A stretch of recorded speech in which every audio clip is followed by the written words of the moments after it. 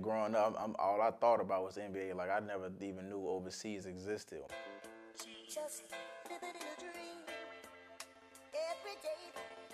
Growing up, I never envisioned playing overseas. Of course, you go on the basketball court and you dream about, being a certain player. My thought process right after going to college was getting drafted to, to go to the WNBA, but that didn't work out. I wanted to play in the NBA, but it wasn't panning out like I thought it would. And then I got cut the last cut, and then my agent, we discussed about what I want to do, and I decided to go overseas. My first impression was, what the hell are we doing? Culture shock. It's just different way of living. It's just a different lifestyle, and it's tough being over here. I appreciated the guys that did it, but I didn't fully understand it. Many people don't know what we go through on a day-to-day basis. Not only you gotta put up solid numbers, but you also have to win. I learned a lot of kind of like the type of player that I needed to be in order to be successful over here. If anything goes wrong, they're definitely gonna look at you first. I just wanted to keep playing basketball. The talent over here in Europe is growing. I know a few NBA players that came overseas and they didn't do as well as they thought that they would do because the rules, the way that the game is played, the European philosophy. I definitely do not think all NBA players can succeed overseas.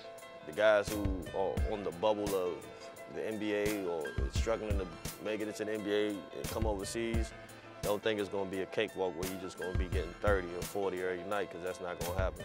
A lot of America's mindset is like, they over here, but they really don't want to be over here.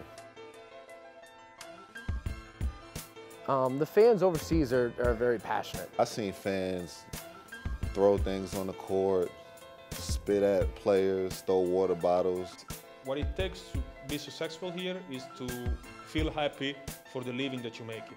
So you must love the place, the food, the mentality, the culture, and the habits. And I love to see new things, and playing away is more of an adventure to me than as a job. My agent called me one time, I was like, yo, it's a job in Iraq, man, pretty good money, you want to go? I'm like, no. My first year in Turkey, I did not have an apartment for the first 2 or 3 weeks. We sacrificed so much to come over here, being away from our families, our loved ones, our friends, our home. It's difficult, and you have to be really, strong-minded and mentally tough to be away for so long. I love it. I always wanted to travel, even as I was a kid.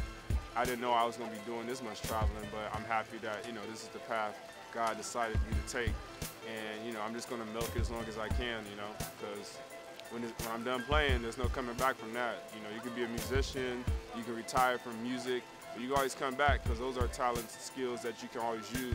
Once you're done being an athlete, Father Times kick in. You better make sure you take advantage of this great opportunity God give you these talents to, make the best of it while you're still young.